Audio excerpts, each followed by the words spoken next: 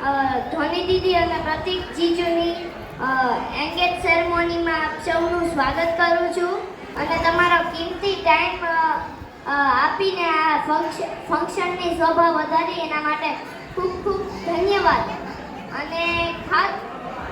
અને big congratulations two ધોતી એટલે સમજાણું? चलो હું એક શાયરીથી સમજાવું। रामजी कह गए सिया से एक ऐसा दिन आएगा जब प्रतीक मिलेगा ध्वनि से और हैशटैग धोतिक हो जाएगा। અને સૌથી પહેલા તો ઓમ કુમાર અને બીનાભાઈને થેન્ક યુ। બીનાભાઈ ક્યાં? ખીગાર્યા કે ધ્વનિ દીદી જેવી સેલિબ્રિટી આવવા માટે અને ધ્વનિ દીદી એટલે જોશી પરિવારનું પહેલું બાળક છે જેને રમાડવા માટે નાનાથી લઈને મોટા સુધી બધાય વેઇટિંગમાં બેસતા હતા અને ઓમ કુમાર ટોકન બેસતા હતા। હા, પણ પ્રતિક જીજુ તમને ખબર છે એ ધ્વનિ દીદીને છે ને એની અંદર હજી એક ખૂબી છે। ઈ કયું જ ખબર? તાંડવ। ઈ તાંડવ ખાલી એક જ ઋતુમાં થાય, ચોમાસામાં જેવા વીજળીના તડાકા પડાકા થાય અને ધ્વનિ દીદીનો તાંડવ શરૂ થાય। અને મજાની વાત તો ઈ છે કે ચોમાસામાં ઓલી બાજુ વીજળીના તડાકા ફડાકા અને આ બાજુ બીજી બાજુ ઓમ કુમારના તડાકા ફડાકા।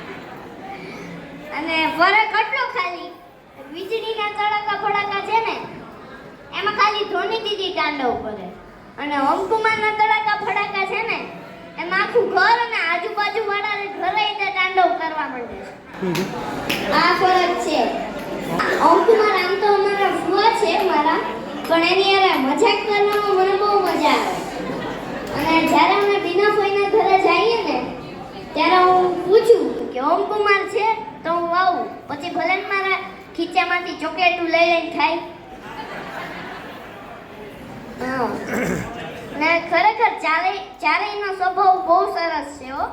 ચારેય એટલે ઓમ કુમાર, બીનાભાઈ, અમી દીદી અને ધ્વનિ દીદી એકદમ સરસ સ્વભાવ અને વાતાવરણને એકદમ લાઇટ બનાવે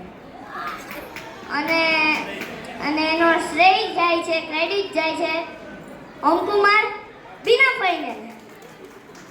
નાના મસ્તી કરું છું, આનો શ્રેય બધે ચારને જાય છે।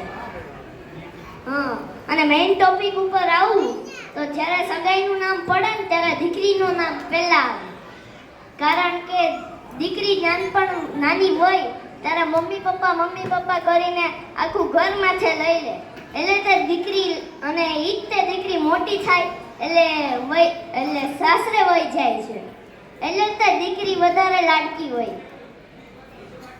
અને એકવાર છે ને ભાઈ વાત કરતા હતા કે ધ્વનિ જ્યારે નાની હતી ને ત્યારે ધ્વનિના કીધા વગર હું એની બધી વાત સમજી જતી હતી અને હવે ધ્વનિ દીદી બીનાભાઈને કઈ બોલ્યા વગર બધી વાત સમજી જાય છે। એટલે તો બીનાભાઈ કહેતા હતા કે કાશ ધ્વનિની 2 કોપી થતી હોત અને એક કોપી મારી આગળ અને બીજી કોપી સાસરે મોકલેતી, આટલી વાલી છે। અને ઓમ કુમાર અને ધ્વનિ દીદીનો પ્રેમ કહું તો બાપ દીકરીનો પ્રેમ કહું તે પ્રસંગથી કહું તમને। એકવાર ઓમ કુમાર છે ને ધ્વનિ દીદી માટે સેન્ડલ લાવ્યા, નાના હતા ત્યારે ઓમ કુમાર સેન્ડલ લાવ્યા ધ્વનિ દીદી માટે।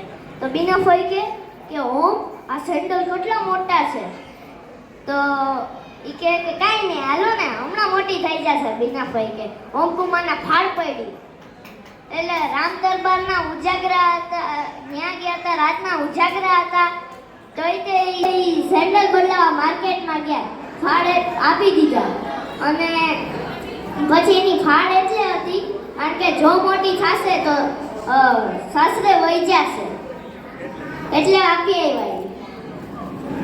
અને દીકરી માટે જેટલું કહીએ એટલું ઓછું છે, એટલે ટોપિક ચેન્જ કરું હવે થોડો।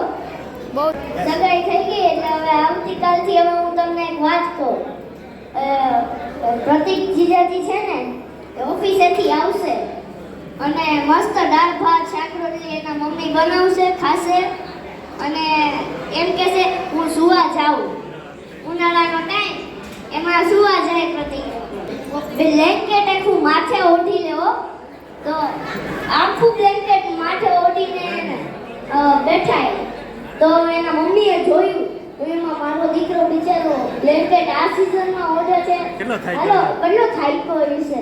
પછી એને બ્લેન્કેટ કાઢીને જોયું તો પ્રતિક જીજાજી છે ને ધોની દીદીને મેસેજ મોકલતા હતા કે જમી લીધું ધોની, વાસણ ઉટકી લીધા, હા વાસણ ઉટકી લીધા, ઉટકમાં આવું. તો ધોની દીદી કે ના હવે એઠવાડ કાઢું છું ત્યારે આવો. અને બીજું હા તમને ટ્રીક કહું કે માણસના લગ્નના કેટલા વર્ષ થયા છે એ કહું. જ્યારે નવી સગાઈ થઈ હોય અને પતિ થાંભલા ઉપર ડોલતો બેબી કરતો વાત કરતો હોય એટલે માની લેવાનું ભાઈ હજી શાયદ નથી થયા. જ્યારે નવા લગ્ન થયા હોય ને ત્યારે એમ બોલે તારા વગર હું નહીં અને મારા વગર તું નહીં. પછી 10 વર્ષ કેમ થાય ત્યારે મોઢે ઈ આવી જાય કાં તો તું નહીં અને કાં તો હું નહીં. 15-20 વર્ષ થાય એટલે બિચારા પતિના મોઢે મની બારકશ્રી આવી જાય. સાંભળવી છે ફોનમાં વાત કરતો હોય ત્યારે હાલો હે હા હું હા ઓ હમણાં હાલશે હા મૂકવે એમ થાય. ઘણી બારકશ્રી મોઢે આવે. અને બીજું વાત કહું તો મારા ભાઈ છે ને દિયા અને એના હસબન્ડ ભાર્ગવ ફુવા એકવાર એકલા બોલ કરતા હતા કે દિવ્યા બધી વાતમાં સૂચના જ આપ્યા કરે એમ બોલતા હતા. બળબડ કરતા હું જોઈ ગયો એને કે એમ બોલતા હતા સવારે ઉઠું એટલે સીધી ચાદર ખેંચે અને એમ કે હાલો બ્રશ પતાવો નાસ્તો કરો જાઓ બાથરૂમમાં. ભાર્ગવ કે એલા મને પ્રેશર તો આવા દે બાથરૂમમાં જઈને હું કરું. એ તોય તે બિચારા જાય બાથરૂમમાં બહાર આવે હજી કે ચાલો પાછા બાથરૂમમાં જાવ. કે હવે હું કામ કે નાવાનું નથી જાવ એમ કરીને પાછા બાથરૂમમાં ધક્કો મારે. એમાંય બાથરૂમમાં તે ભાર્ગવ વાગે એમાંય બાયણા ઠોકીને કે એ જોજો બગલમાં સાબુ આપજો.